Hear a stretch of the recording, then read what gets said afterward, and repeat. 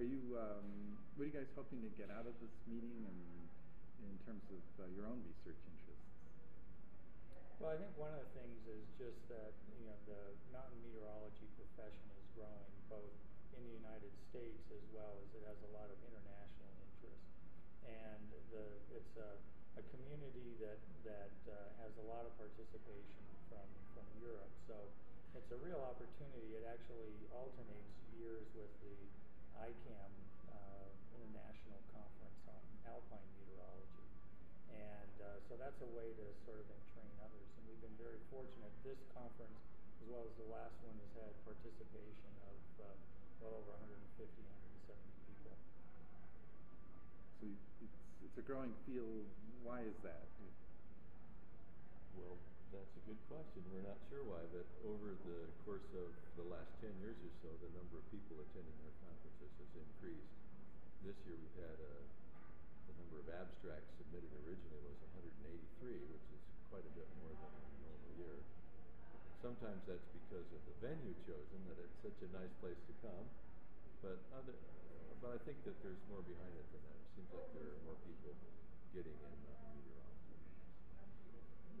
It seems like you have a pretty wide range of programming, though, and the people attending aren't necessarily people I would call mountain meteorologists first. You know, well, mountain meteorology is kind of a sub-discipline, and over the course of years, you sometimes see people cycle in to mountain meteorology for some years, and then they cycle back out. So there's a kind of a cycling in and out that we see over the course of years. It's kind of hard to find mountain meteorologists that are mountain meteorologists their whole career because the funding interests often change in the different agencies. What are some of the highlights in the program this year that might be, say, one of those kinds of things where people pass through this specialty? Well, 2 years ago, the real emphasis was on preparing for the Vancouver Olympics, and so it was held in Whistler, in British Columbia, where the outdoor venue events were being held. And so one of the things that'll be sort of wrapping up the conference is what did they actually do for the weather support for the 2010 games, as well as the research program that was going on along with that.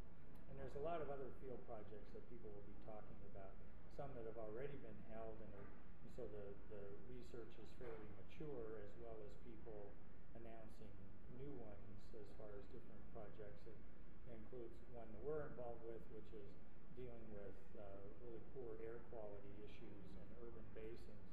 But other ones have much more exotic locations, like the southern Andes, and we heard this afternoon about convective precipitation in the Dominica, in the Caribbean, and Baffin Island. So kind of a real mix. We have actually several themes this time that we don't often have. One is the one that John mentioned about the Olympics and the forecasting for the Olympics. We've tried to kind of emphasize operational forecasting to some extent in this meeting. But in addition to that, there's a recent experiment on convection in orographic situations in the Alps. And so we have a major conference session that deals with that. And then we have some programs that have to do with temperature inversions or cold air pools that form in basins and valleys. And we find that there are really groups all over the world that are working on that problem. It's a problem that they're finding in Austria, that they have now in Spain, they have in the UK. And that's the nice thing about this conference. We have so much international participation. It gives us a chance to start to collaborate with people from overseas. What would you say are the newest problems in mountain meteorology, as opposed to say problems that are come and go as the years have gone by?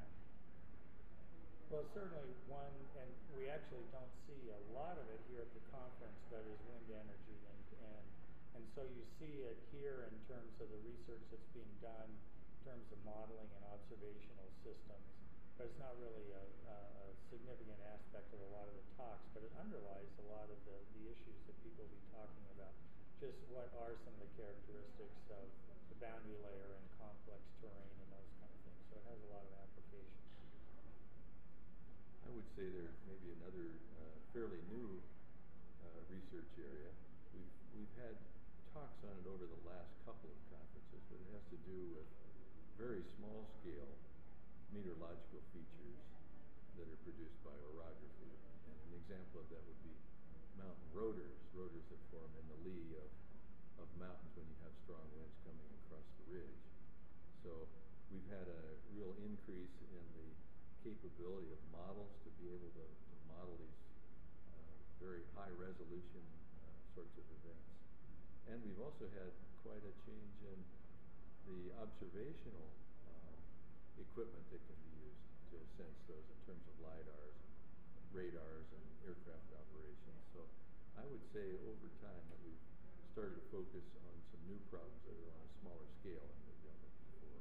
That includes some turbulence scales too. Is that sort of a case, like in the case of T-Rex, that's sort of a revisiting of an old problem, Sierra rotors, and so in a way it's new models, new observational capabilities allowing you to come back to old problems? That's right, and some of the very earliest work that was done on lee waves in the lee of the Sierra Nevada mountains was done back in the 1940s.